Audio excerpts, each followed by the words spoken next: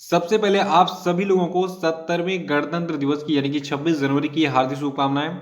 देखिए आज का जो वीडियो है बहुत ही खास है और आज की वीडियो में हम 26 जनवरी के सभी महत्वपूर्ण करंट अफेयर पर डिस्कशन करेंगे। और देखिए आपको बता दूं इस वीडियो में टोटल हम 11 मोस्ट इंपॉर्टेंट करंट अफेयर चर्चा करेंगे और साथ में इनसे जुड़े जितने भी स्पेशल फैक्ट हैं उन पर पूरे डिटेल में चर्चा करेंगे। और देखिए इस वीडियो के लास्ट में आपसे 5 क्वेश्चन पूछेंगे और कल के वीडियो के लास्ट में जो 5 क्वेश्चन पूछे गए थे उनके आंसर भी बताए जाएंगे।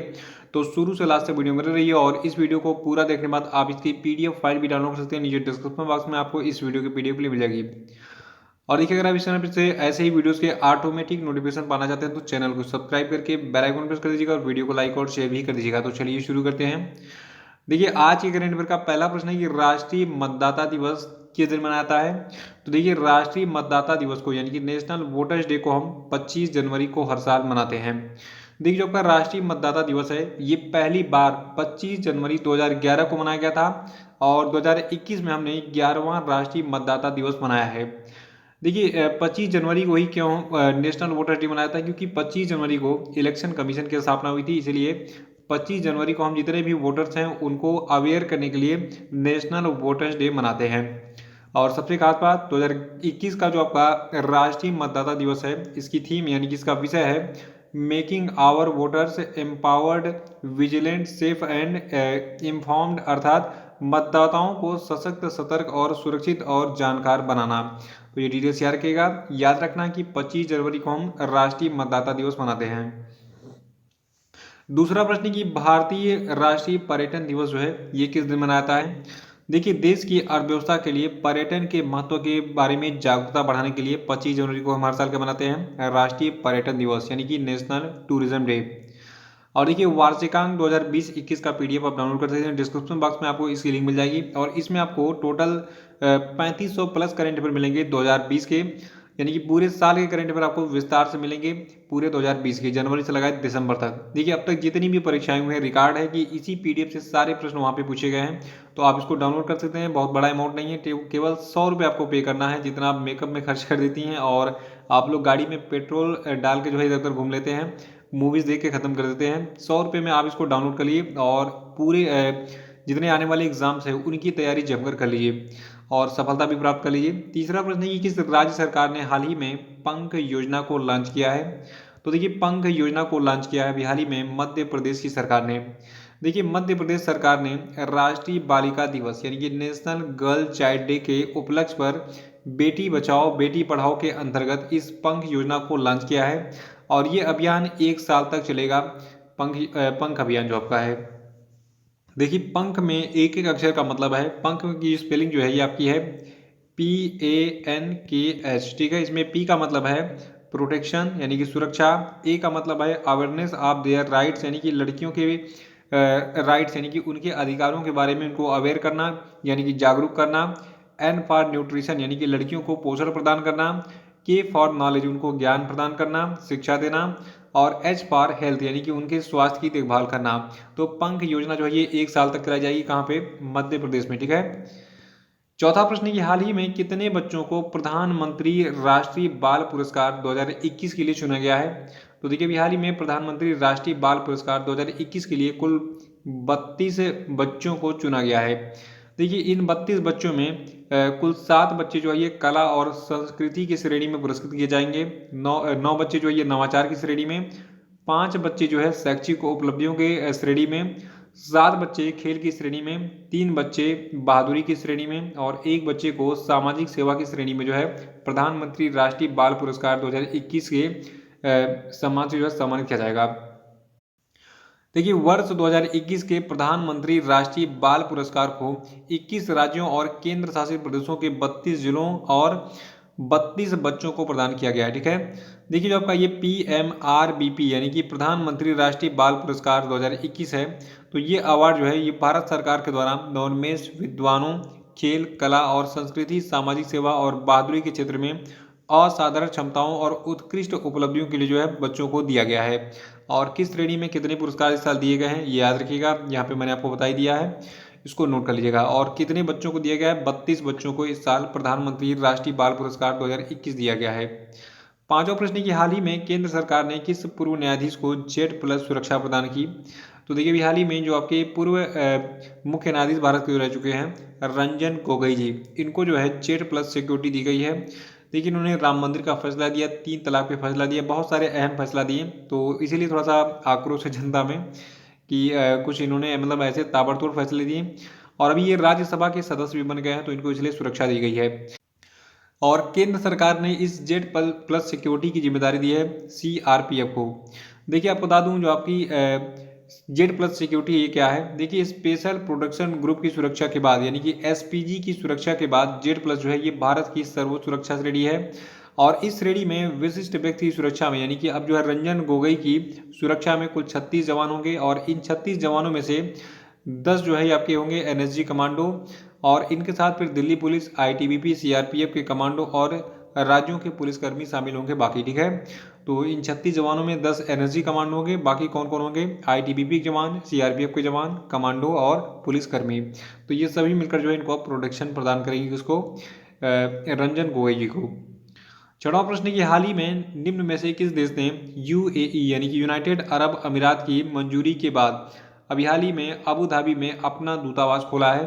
तो देखिए अभी हाल ही में यूएई के अबू धाबी में इजराइल ने अपना दूतावास खोला है। देखिए अब तक लोचा क्या था, अब तक इसने अपना दूतावास किसी भी मुस्लिम कंट्री में क्यों नहीं खोला था। देखिए जितने भी इस्लामिक देश हैं वो कहते थे कि इजराइल कोई देश नहीं है, इजराइल को हम मान्यता नहीं देंगे देश की। और इजराइल आपको बता दूं दुनिया का पहला यहूदी देश है, ठीक है, यानी कि एकमात्र ऐसा यहूदी देश है इजराइल, ठीक है। तो इजराइल को अब जाके बहुत सारे देशों ने कहा चलो हम तुमको एक्सेप्ट करते हैं कि तुम भी मतलब एक कंट्री हो। तो देखिए पिछले साल सितंबर 2020 में जो है यूनाइटेड अरब अमीरात ने इजराइल को बतौर देश की मान्यता दी थी, जिसमें दोनों देशों ने एक दूसरे के साथ राजनयिक संबंधों को स्थापित करने का करार किया था। और इजराइल का देखिए ये बता दूं आपको यूएई में दूतावास खोलना दुनिया के लिए बड़ी खबर इसलिए माना जा रहा है क्योंकि अब तक किसी भी मुस्लिम कंट्री में मतलब किसी भी मुस्लिम कंट्री ने इजराइल को जो है बतौर देश की मान्यता नहीं दी थी, लेकिन अब इजराइल को ये मान्यता मिल गई है। और इसमें बड़ी भूमिका रही डोनाल्ड ट्रंप की, जो कि अमेरिका के पूर्व राष्ट्रपति रहे। और इसीलिए एक खबर और याद रखेगा, 2020 में जो है डोनाल्ड ट्रंप को नामित किया गया था 2021 के नोबेल शांति पुरस्कार के लिए, ठीक है। और देखिए इस बार इनको नॉमिनेट तो किया गया था पिछले साल, लेकिन इस बार मिलता है कि नहीं।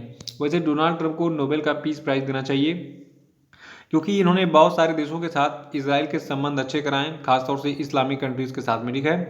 और वहाँ पे दूतावास भी बने जा रहा है। और इसी कदम के साथ मतलब इसके पहले कदम के रूप में यूएई के अबू धाबी में इसराइल अपना पहला दूतावास खोल रहा है। देखिए सातवां प्रश्न हमारा है कि हाल ही में अमेरिकी राष्ट्रपति जो बाइडेन ने स्टार्ट यानी कि स्ट्रेटेजिक आर्म्स रिडक्शन ट्रीटी संधि को कितने साल तक के लिए बढ़ाने का प्रस्ताव दिया है। तो देखिए ये ड्यूरेशन आपका है 5 साल। देखिए 2019 में अमेरिका जो है इस संधि से बाहर जा रहा था, कहा भैया हम इस संधि पे हस्ताक्षर नहीं करेंगे, हमें इस पे आगे और नहीं बढ़ना है। तो उस समय डोनाल्ड ट्रंप जो है उस समय राष्ट्रपति थे, लेकिन अब नए राष्ट्रपति बन गए हैं अभी हाल ही में 20 जनवरी को, कौन, जो बाइडेन, ठीक है। तो इन्होंने निर्णय लिया कि 5 सालों तक जो है मतलब 5 सालों के लिए हम इस स्टार्ट यानी कि स्ट्रेटेजिक आर्म्स रिडक्शन ट्रीटी को जो है और बढ़ाएंगे। ये संधि क्या है इसको हम संक्षेप में जान लेते हैं। देखिए 2010 की बात है, जो आपका चेक गणराज्य है उसकी एक राजधानी है, इसका नाम है प्राग, ठीक है। तो प्राग में 2010 में अमेरिका और रूस के बीच में एक स्टार्ट संधि यानी कि स्ट्रेटेजिक आर्म्स रिडक्शन ट्रीटी पर जो है हस्ताक्षर किए गए थे। और ये संधि जो है ये 2011 में लागू हुई थी। और इस संधि के तहत अमेरिका और जो आपका रूस यानी कि रसिया है, दोनों देशों ने शॉर्ट रेंज और इंटरमीडिएट रेंज के मिसाइलों के अपने स्टॉक को खत्म करने पर जो है सहमति व्यक्त की थी। तो इन दोनों ने कहा था कि भैया चलो हम अपनी जो इंटरमीडिएट रेंज की मिसाइल है और शॉर्ट रेंज की मिसाइल है इसको खत्म करेंगे ताकि दुनिया में शांति का माहौल पैदा हो। और आठवां प्रश्न की हाल ही में किस राज्य में सृष्टि गोस्वामी को एक दिन का मुख्यमंत्री बनाया गया। इसका उत्तर बहुत सारे लोगों को पता भी होगा। देखिए सृष्टि गोस्वामी को बिहार में उत्तराखंड राज्य में जो है एक दिन का मुख्यमंत्री नॉमिनेट किया गया था राष्ट्रीय बालिका दिवस के अवसर पर। देखिए जो आपकी सृष्टि गोस्वामी है इनके बारे में थोड़ा सा हम जान लेते हैं। देखिए सृष्टि जो है ये बीएससी एग्रीकल्चर की छात्रा है। ये उत्तराखंड के हरिद्वार के रुड़की में दौलतपुर गांव में रहती हैं। और इन्होंने एक दिन के मुख्यमंत्री बनने के बाद क्या क्या काम किया। देखिए एक दिवसीय मुख्यमंत्री बनने के बाद सृष्टि गोस्वामी ने उत्तराखंड राज्य की जो ग्रीष्मकालीन राजधानी है गैरसैंण, देखिए उत्तराखंड की 2 राजधानियां हैं, एक ग्रीष्मकालीन एक शीतकालीन। तो ग्रीष्मकालीन राजधानी गैरसैंण है और शीतकालीन राजधानी आपकी कौन है, शीतकालीन राजधानी आपकी है देहरादून। तो इन्होंने जो है गैरसैंण से प्रशासित किया और राज्य सरकार के द्वारा संचालित जितनी भी योजनाएं उनकी समीक्षा की और इनमें अटल आयुष्मान योजना, स्मार्ट सिटी परियोजना, पर्यटन विभाग के द्वारा होम स्टे योजना और अन्य विकास योजनाएं जो है ये शामिल हैं। इन सभी की इन्होंने समीक्षा की एक दिन का मुख्यमंत्री रहते हुए। देखिए आपको आज बताना है कि उत्तराखंड के मुख्यमंत्री कौन है और उत्तराखंड की राजधानी तो मैंने आपको बताई दी है। उत्तराखंड की जो राज्यपाल है इनका क्या नाम है, ये दोनों बताइए, देखते हैं कितने लोगों को अपडेट है। मैं आपको हमेशा बताते रहता हूँ। देखिए मेरा एक एम होता है कि मैं आपको डेली कुछ नया बताऊं, तो इसीलिए कभी कभी मैं राजधानियां बताता हूं, कभी मुख्यमंत्री के नाम बताता हूं, कभी नहीं बताता हूं, कुछ और नई चीज़ें उसमें ऐड करता हूं। तो डेली कुछ नया कंटेंट आपको पढ़ना भी चाहिए। नवा प्रश्न है कि किस राज्य ने युवाओं के लिए उद्यम सारथी एप्लीकेशन लॉन्च किया है। तो देखिए अभी हाल ही में जो उत्तर प्रदेश की सरकार है इसने उद्यम सारथी एप्लीकेशन लॉन्च किया है युवाओं के लिए। और इस उद्यम सारथी एप्लीकेशन को 24 जनवरी 2021 को उत्तर प्रदेश के 71वें स्थापना दिवस के अवसर पर अभी हाल ही में उत्तर प्रदेश के मुख्यमंत्री योगी आदित्यनाथ ने लॉन्च किया था। देखिए उत्तर प्रदेश दिवस 2021 का जो विषय था ये भी मैंने आपको नहीं बताया था, तो इसको मैं बता देता हूँ क्योंकि उस समय पब्लिश नहीं हुआ था न्यूज़पेपर में। देखिए उत्तर प्रदेश दिवस 2021 का विषय था आत्मनिर्भर उत्तर प्रदेश का सम्मान, महिला, युवा, किसानों सभी का विकास, यानी कि respect for self reliant Uttar Pradesh women young farmers development of all. तो इसको याद रखिएगा। याद रखना है कि हाल ही में उत्तर प्रदेश के मुख्यमंत्री योगी जी ने जो है 24 जनवरी को उत्तर प्रदेश के स्थापना दिवस के अवसर पर एक उद्यम सारथी ऐप लॉन्च किया। देखिए उद्यम सारथी ऐप का मतलब उद्योग को बढ़ावा देने वाला जो है एक ऐप होगा।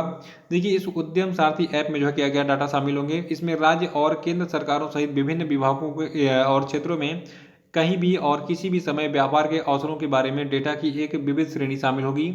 और इसे वन डिस्ट्रिक्ट वन प्रोडक्ट योजना के तहत जो है उत्तर प्रदेश में लॉन्च किया गया है। देखिए उत्तर प्रदेश के सीएम का नाम मैंने आपको बता दिया, योगी आदित्यनाथ। और उत्तर प्रदेश की जो राज्यपाल इनका नाम है आनंदीबेन पटेल, और आनंदीबेन पटेल को जो है मध्य प्रदेश के राज्यपाल का भी अतिरिक्त प्रभार दिया गया है। मध्य प्रदेश के मुख्यमंत्री कौन है, शिवराज सिंह चौहान है। 10वां प्रश्न की हाल ही में बीएसएफ ने किस राज्य की सीमा पर ऑपरेशन सर्द हवा शुरू की है। तो देखिए ऑपरेशन सर्द हवा को शुरू किया गया है अभी हाल ही में राजस्थान की सीमा पर। देखिए जो आपका सीमा सुरक्षा बल यानी कि बीएसएफ ने 21 जनवरी 2021 से 27 जनवरी 2021 तक के लिए राजस्थान की पश्चिमी अंतर्राष्ट्रीय सीमा पर ऑपरेशन सर्द हवा शुरू की है। क्योंकि देखिए ये सीमा पाकिस्तान के साथ लगती है और पाकिस्तान घुसपैठ कर सकता है भारत में, इसीलिए सिक्योरिटी जो है पूरी चौकस कर दी गई है इस सीमा पर। और 21 जनवरी से लगाए 27 जनवरी यानी कि गणतंत्र दिवस के एक दिन बाद तक जो है यहाँ पर फुल सिक्योरिटी रहेगी इस ऑपरेशन सर्द हवा के तहत। देखिए इस ऑपरेशन सर्द हवा का उद्देश्य है इस क्षेत्र में घने कोहरे के कारण घुसपैठ की घटनाओं की जांच करना, जैसलमेर में सीमावर्ती क्षेत्रों में सुरक्षा बढ़ाना। 11वां प्रश्न की हाल ही में किस देश के प्रधानमंत्री खुरलसुख उकान ने कोविड-19 महामारी से निपटने के लिए सरकार के प्रबंधन पर विरोध प्रदर्शन और सार्वजनिक नाराजगी के बाद अपनी पूरी सरकार के साथ इस्तीफा दे दिया है। तो देखिए देश आपका मंगोलिया है। देखिए मंगोलिया देश की राजधानी उलन बातर है। राष्ट्रपति यहाँ के हैं कल्टा मागिनी बटुल्गा और यहाँ की मुद्रा है मंगोलियाई टोग्रो। तो इसको याद रखिएगा। और यहाँ के जो प्रधानमंत्री थे इनका नाम क्या था, इनका नाम था खुरलसुख उकान। नाम बहुत मज़ेदार इनके होते हैं, खुरलसुख। और राष्ट्रपति का नाम क्या है, कल्टा मागिनी बटुल्गा। तो इसको याद रखिएगा। और ये एग्जाम के लिए थोड़ा सा हाईलाइटेड प्रश्न भी है क्योंकि मंगोलिया हमारा थोड़ा सा पड़ोस में है, चाइना के जस्ट सटे हुए हैं। तो मंगोलिया के जो प्रधानमंत्री थे खुरलसुख उकान, इन्होंने बिहार में कोविड-19 महामारी से निपटने के लिए सरकार के प्रबंधन पर विरोध प्रदर्शन और सार्वजनिक नाराजगी के बाद अपनी पूरी सरकार के साथ मतलब अपनी मंत्रिमंडल के साथ इस्तीफा दे दिया है। तो ये थे आपके आज के सभी महत्वपूर्ण करंट अफेयर। और हम बात करेंगे आज के सभी क्वेश्चन अपडेट पे। तो सभी लोग कंजूसी नहीं करेंगे, आंसर बताते रहेंगे और साथ में इनसे जुड़े स्पेशल फैक्ट भी आपको बताते रहना है। देखिए पहला प्रश्न आपके लिए कि राष्ट्रीय बालिका दिवस के रूप में जो है किस तिथि को मनाया जाता है, बताइए। और आपके लिए दूसरा प्रश्न है कि अंतरराष्ट्रीय शिक्षा दिवस किस दिन मनाया था, बताइए। तीसरा कि हाल ही में किस तिथि को उत्तर प्रदेश का स्थापना दिवस मनाया गया, इसका भी आंसर बताइए। चौथा प्रश्न आपके लिए कि हाल ही में किस लोकप्रिय भजन गायक का निधन हो गया, इनका नाम बताइए। और पांचवा कि हाल ही में किस राज्य में तोसाली राष्ट्रीय शिल्प मेला का आयोजन किया गया, बताइए। और अब हम बात करेंगे कल के जितने भी क्वेश्चन अपडेट थे उनके सही उत्तर क्या क्या है। देखिए कल क्वेश्चन का पहला प्रश्न था कि हाल ही में किस तिथि को पराक्रम दिवस के रूप में मनाया गया। तो देखिए पराक्रम दिवस को हमने 23 जनवरी को मनाया। और दूसरा था कि हाल ही में किस राज्य में भारत के सबसे लंबे रोड आर्च ब्रिज का उद्घाटन किया गया। तो देखिए राज्य आपका मेघालय है। और तीसरा था कि हाल ही में किस भारतीय गणितज्ञ को गणित का प्रतिष्ठित माइकल एवं शीला हेल्ड पुरस्कार 2021 का विजेता घोषित किया गया है। तो देखिए ये भारतीय गणितज्ञ आपके हैं निखिल श्रीवास्तव। और चौथा था कि business standard banker of the year 2019-20 का पुरस्कार किसने जीता है। तो देखिए इसको जीता है श्याम श्रीनिवासन ने। और पांचवा था कि हाल ही में किस स्थान पर भारतीय सेना ने अंडमान और निकोबार कमान के तत्वाधान में संयुक्त सैन्य अभ्यास कवच का आयोजन किया। तो देखिए प्लेस आपका रहा अंडमान सागर और बंगाल की खाड़ी। तो इसी प्रश्न के साथ आज का ये वीडियो समाप्त होता है। वीडियो को लाइक और शेयर करना मत भूलिएगा। जो लोग नए हैं वो चैनल को सब्सक्राइब जरूर कर लेंगे। और हमारे टेलीग्राम चैनल का लिंक आपको डिस्क्रिप्शन बॉक्स में मिल जाएगा, उसको भी ज्वाइन कर लीजिएगा। और हमारे फेसबुक पेज को भी ज्वाइन कर लीजिएगा, ठीक है। तो इसी के साथ बहुत बहुत धन्यवाद। Thank you and have a nice day.